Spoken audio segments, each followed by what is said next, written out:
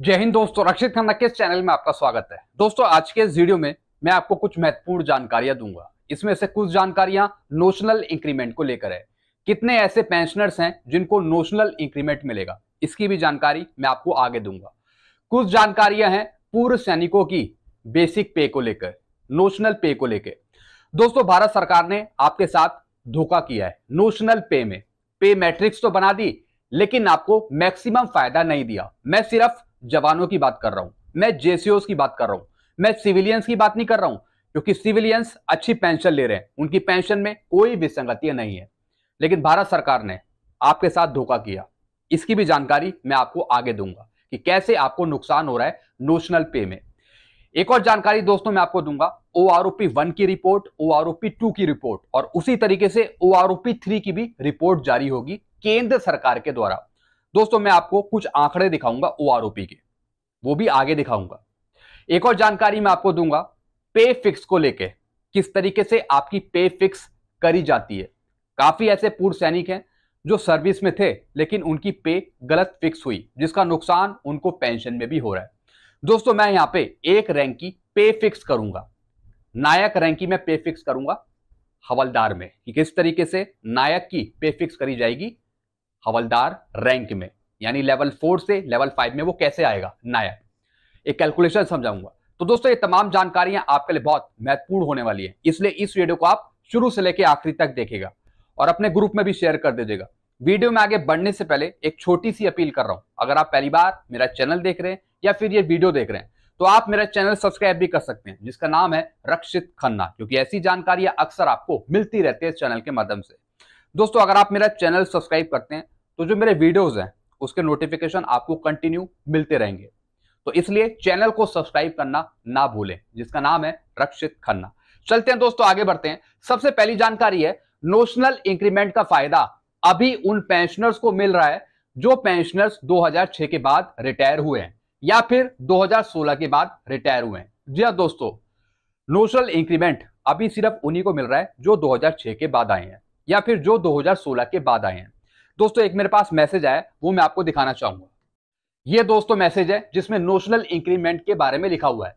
ये बढ़ोतरी उनके लिए लागू है जो 30 जून या फिर 31 दिसंबर को रिटायर हुए हैं। जो जून में रिटायर हुए हैं उन्हें जुलाई का इंक्रीमेंट, जो दिसंबर में रिटायर हुए उन्हें जनवरी का इंक्रीमेंट।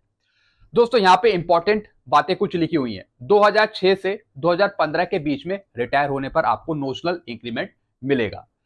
फिर 2016 से जो अभी तक रिटायर हो रहे हैं और उनको नुकसान हुआ है नोशनल इंक्रीमेंट पे, या फिर नोशनल इंक्रीमेंट उनको नहीं मिला, तो दोस्तों उनको मिल जाएगा। अब दोस्तों, ये मिलेगा कैसे? ये उन्हीं को मिलेगा जिन्होंने कोर्ट केस किया है। जो कोर्ट केस कर रहे हैं उन्हीं को इसका फायदा मिलेगा। दोस्तों, भारत सरकार एक बात आपको समझा रही है कि हम कुछ नहीं देंगे जब तक कि आप कोर्ट केस नहीं करेंगे। ऐसा मैं नहीं कह रहा हूं, ऐसा दोस्तों चल रहा है। कम्यूटेशन का आपको पीरियड कम कराना है, रिकवरी बंद करानी है तो आप कोर्ट केस करें, नोशनल इंक्रीमेंट लेना है तो आप कोर्ट केस करें, यानी बिना कोर्ट केस करे आपको कुछ नहीं दे रही भारत सरकार। अब दोस्तों, ऐसे कितने पेंशनर्स हैं जिनके पास पैसा नहीं है, वो कोर्ट केस नहीं कर सकते, वकीलों को पैसा नहीं दे सकते, तो दोस्तों उनका क्या होगा? भाई, हर एक पेंशनर थोड़ी कोर्ट केस कर सकता है। जिसके पास पैसा है वही तो दे सकता है वकीलों को। लेकिन दोस्तों, ये भारत सरकार की प्रॉब्लम है, वो आपको तब तक नहीं दे रही जब तक कि आप कोर्ट केस नहीं कर रहे, चाहे वो नोशनल इंक्रीमेंट का मामला हो, चाहे फिर वो कम्यूटेशन का पीरियड कम कराने का मामला हो। तो दोस्तों, मैंने आपको समझा दिया कि नोशनल इंक्रीमेंट आपको कैसे मिलेगा अगर आप कोर्ट केस करते हैं। अगर आप 2006 के बाद आए हैं या फिर 2016 के बाद आए हैं, तब आपको इसका फायदा देखने को मिलेगा। आप एएफटी में जा सकते हैं अगर आप डिफेंस के पेंशनर्स हैं, अगर आप सिविलियन पेंशनर्स हैं तो आप कैट में जा सकते हैं।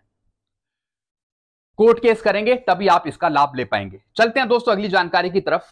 पूर्व सैनिकों के साथ हुआ धोखा। जी हां दोस्तों, जैसे मैं आपको बता रहा था कि पूर्व सैनिकों के साथ धोखा किया गया है नोशनल पे के नाम पे।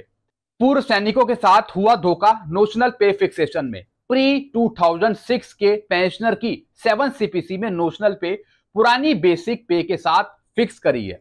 दोस्तों, मैं आपको एक पे मैट्रिक्स दिखा रहा हूं।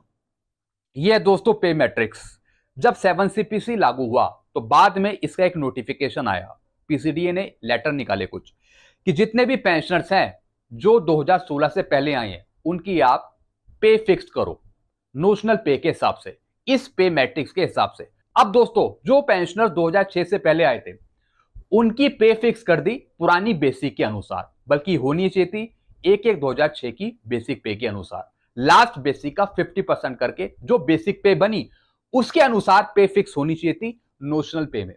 दोस्तों 2006 से जो पहले आए थे पेंशनर, आपको पता है कि उनकी पेंशन कैसे कैलकुलेट होती थी। उनकी पेंशन 33 इयर्स क्वालिफाइंग सर्विस के आधार पे फिक्स की जाती थी। 33 इयर्स 1/1/2006 से आपको देने लगे लास्ट बेसिक का 50% पेंशन। तो दोस्तों 1/1/2006 से जो लास्ट बेसिक का 50% पेंशन मिलता था, जो 1/1/2006 से 6 सीपीसी में जो आपकी पे फिक्स हुई, उसी के आधार पे आपकी नोशनल पे फिक्स होनी चाहिए थी 7 सीपीसी में।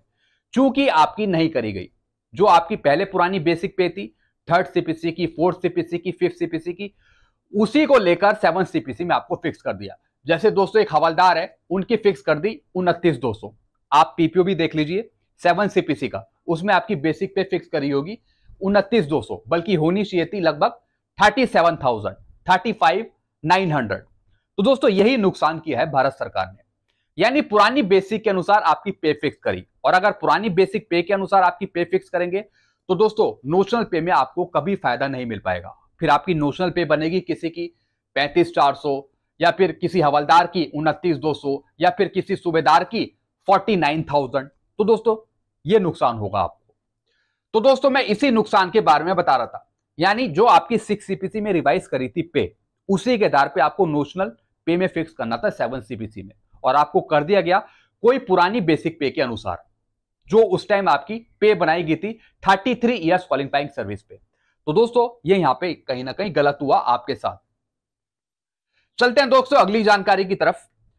फिर दोस्तों मैं आपको रिपोर्ट समझाऊंगा OROP 1 की और OROP 2 की, और इसी के आधार पे मोदी सरकार OROP 3 की भी रिपोर्ट जारी करेगी। मोदी सरकार की रिपोर्ट OROP 1 OROP 2 पर मोदी जी ने कहा और रिपोर्ट में मेंशन किया, करोड़ों का फायदा दिया पूर्व सैनिकों को OROP के नाम पे। जी हां दोस्तों, अब मैं आपको रिपोर्ट दिखा रहा हूं OROP 1 की और OROP 2 की। ये OROP 1 की रिपोर्ट है केंद्र सरकार की। दोस्तों यहां पे मोदी जी ने बताया कि कितना एरियर उन्होंने बांट दिया OROP 1 का, और इस तरह बताया कि किस तरीके से OROP 2 का एरियर बांट दिया, यानी दोनों एरियर का कंपैरिजन दिखाया कि हमने किस तरीके से जवानों को करोड़ों में एरियर दिया है। OROP 1 की बात करें तो 2015-16 में आपको एरियर मिला 2,861 करोड़ का, 16-17 में आपको मिला 5,370 करोड़ का, 17-18 में आपको मिला 2,563 करोड़ का एरियर। टोटल अगर हम देखें तो 10,795 करोड़ आपको मिला। उसके बाद OROP 2 आ गई, फिर 1 जुलाई 2019 से 31 दिसंबर 2022 तक का कितना आपको एरियर मिला, वो मिला 23,638 करोड़, जैसा कि PIB की रिपोर्ट भी आई थी। यानी दोस्तों टोटल अगर हम खर्चा देखें OROP के नाम पे एरियर का, तो दोस्तों ये खर्चा है 34,433 करोड़। इतना खर्चा कर दिया है मोदी सरकार ने, आपको एरियर दे दिया है। लेकिन मोदी जी कहते हैं अपने भाषण में, हमने 1 लाख करोड़ दे दिया, 80,000 करोड़ दे दिया, 90,000 करोड़ दे दिया, यानी अलग अलग भाषण में वो अपना बजट बढ़ा रहे हैं, एक्सपेंडिचर बढ़ा रहे हैं OROP के एरियर का। बल्कि एक्चुअल अगर आप खर्चा देखें तो दोस्तों ये लगभग 34,000 करोड़ या फिर 40,000 करोड़ के आसपास है, 43,000 करोड़ के आसपास है। आप खुद ही यहां पे देख रहे हैं, ये मेरे आंकड़े नहीं है, मैंने खुद से नहीं बनाए हैं, ये केंद्र सरकार के आंकड़े हैं, बल्कि मोदी जी के खुद के आंकड़े हैं। और मोदी जी अपने भाषण में बताते हैं कि हमने 1 लाख करोड़ दे दिया, 1,20,000 करोड़ दे दिया। दोस्तों अगर वो एक्सपेक्टेड भी बता दें तो कम से कम सही तो जानकारी दें, जो पूर्व सैनिक देख रहे हैं, आपको भाषण सुन रहे हैं। तो दोस्तों ये रिपोर्ट थी। ऐसी रिपोर्ट OROP 3 की भी आएगी आगे, जब OROP 3 आपकी आ जाएगी, जब एरियर उसका डिस्पर्स हो जाएगा, भले वो 1 महीने का हो, 2 महीने का हो, 4 महीने का हो, जब सब कुछ एरियर पे हो जाएगा, पेंशन भी आपको मिल जाएगी, उसी के बाद ऐसी एक और यहां पे पेज आएगा OROP 3 का, और वो भी मोदी सरकार जारी करेगी। देखते हैं दोस्तों उसमें कितना खर्चा दिखाती है हमारी मोदी सरकार OROP 3 का। चलते हैं दोस्तों अगली जानकारी की तरफ। अब दोस्तों मैं आपको समझाने वाला हूं पे फिक्स को लेकर जानकारी, किस तरीके से लेवल 4 एक नायक की पे फिक्स करेंगे लेवल 5 में, हवलदार में। दोस्तों बहुत से डिपार्टमेंट इसमें गलती करते हैं, बहुत से डिपार्टमेंट गलती करते हैं, उनको पे फिक्स करना सही से आता नहीं है। पे फिक्स करने में उनका डेट ऑफ प्रमोशन भी देखा जाता है, कब उन्हें प्रमोशन मिला, किस तरीके से उनका एनुअल इंक्रीमेंट देना है वो भी देखा जाता है, तब जाकर पे फिक्स करी जाती है एक नेक्स्ट लेवल में। अब दोस्तों एक टेबल है, ये मैं आपको समझाऊंगा। दोस्तों सबसे पहले देखें लेवल इन द रिवाइज पे स्ट्रक्चर लेवल 4। दोस्तों लेवल 4 है एक नायक का, लेवल 4 है एक नायक का 2400 ग्रेड पे। अब दोस्तों नायक से हमें फिक्स करना है 2800 ग्रेड पे में, लेवल 5 में हवलदार में। बेसिक पे इन द रिवाइज पे स्ट्रक्चर 29,600। सबसे पहले दोस्तों जो एक बेसिक पे है नायक की, दोस्तों वो यहां पे फिक्स करी है 29,600। आप यहां पे देख रहे हैं 29,600, ये वाली है सबसे पहले। दोस्तों फिर हम देखेंगे कि लेवल 5 में इनको प्रमोशन ग्रांट हुआ, यानी दोस्तों 29,600 से बढ़कर ये हो गया यहां पे 30,100, 30,100। लेकिन दोस्तों 30,100 पे जाने से पहले हम इनका रिफिक्सेशन करेंगे डेट ऑफ नेक्स्ट इंक्रीमेंट से। जी हां दोस्तों, डायरेक्ट हम प्रमोशन नहीं दे देते हैं, डायरेक्ट हम एक लेवल से दूसरे लेवल में नहीं चले जाते हैं। सबसे पहले दोस्तों हम उसमें पे रिफिक्स करते हैं डेट ऑफ नेक्स्ट इंक्रीमेंट से। चूंकि दोस्तों इनका रिफिक्सेशन करना पड़ेगा डेट ऑफ नेक्स्ट इंक्रीमेंट से, यानी दोस्तों 2 और इनको इंक्रीमेंट देने पड़ेंगे। कौन से इंक्रीमेंट देंगे दोस्तों? एक देंगे एनुअल इंक्रीमेंट, यानी 29,600 है तो एक देंगे एनुअल इंक्रीमेंट, तो ये हो जाएगा 30,500, और एक देंगे प्रमोशन का इंक्रीमेंट। तो दोस्तों यहां पे 2 इंक्रीमेंट मिलेंगे। जैसे सबसे पहले था 29,600, उसके बाद यहां पे एनुअल इंक्रीमेंट मिल गया 30,500 का, और फिर एक और मिल गया यहां पे प्रमोशन इंक्रीमेंट, यानी ये हो गया 31,400। यहां पर ये आ गए सेम लेवल पे। अब दोस्तों हम इन्हें शिफ्ट करेंगे लेवल 5 में। तो दोस्तों 31,400 से इससे और बड़ा अमाउंट कहां पर है? नेक्स्ट लेवल में। तो दोस्तों 31,400 से यहां पर बड़ा अमाउंट है 31,900 का। 31,400 के बाद आ रहा है यहां पे 31,900। तो दोस्तों इनको नेक्स्ट लेवल में हम फिक्स कर देंगे 31,900 पर। तो इस तरीके से दोस्तों पे फिक्स होती है अगर हम एक रैंक से किसी दूसरे रैंक में जा रहे हैं। ज्यादातर डिपार्टमेंट इसमें गलती करते हैं। वो क्या करते हैं? वो इनका कोई एनुअल इंक्रीमेंट नहीं लगाते, या फिर एनुअल इंक्रीमेंट लगा देंगे तो प्रमोशन इंक्रीमेंट नहीं लगाएंगे।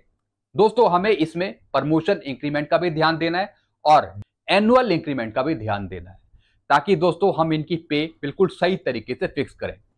क्योंकि दोस्तों ज्यादातर डिपार्टमेंट क्या करते हैं, इनकी यहां पे फिक्स हुई है एक्चुअल में सही तरीके से 31,900, वो क्या करेंगे सिर्फ 31,400 पर ही लेकर छोड़ देंगे, सिर्फ 2 इंक्रीमेंट लगाए और उनको अगले लेवल में शिफ्ट करा ही नहीं। या फिर डिपार्टमेंट क्या करेंगे, सिर्फ एक इंक्रीमेंट लगाया और एक इंक्रीमेंट छोड़ दिया, या तो एनुअल इंक्रीमेंट छोड़ दिया या फिर कोई दोस्तों प्रमोशन इंक्रीमेंट छोड़ दिया। इस तरीके से दोस्तों हम गलती नहीं करते हैं, हम बिल्कुल एग्जैक्ट पे फिक्स करते हैं ताकि रैंकों को या फिर किसी इंप्लॉय को नुकसान ना हो। तो दोस्तों ये कुछ जानकारियां थी जो मैंने आपको समझाई। आई होप सारी जानकारी आप अच्छे से समझ होंगे। इसी को लेकर आपको कुछ डाउट है तो आप नीचे कमेंट कर सकते हैं। ऐसी जानकारियां अक्सर आपको मिलती रहती हैं इस चैनल के माध्यम से। तो दोस्तों चैनल को आप सब्सक्राइब करना मत भूलेगा, क्योंकि अगर आप चैनल को सब्सक्राइब करना छोड़ देंगे तो फिर आपको वीडियोस नहीं मिल पाएंगे जो मैं बना रहा हूं, जो नई इंफॉर्मेशन मैं आपको दे रहा हूं। इसलिए वीडियो को देखने के साथ साथ चैनल को भी आप जरूर सब्सक्राइब करें। तब तक ले दोस्तों मैं वीडियो यहीं करता हूं। Thank you so much.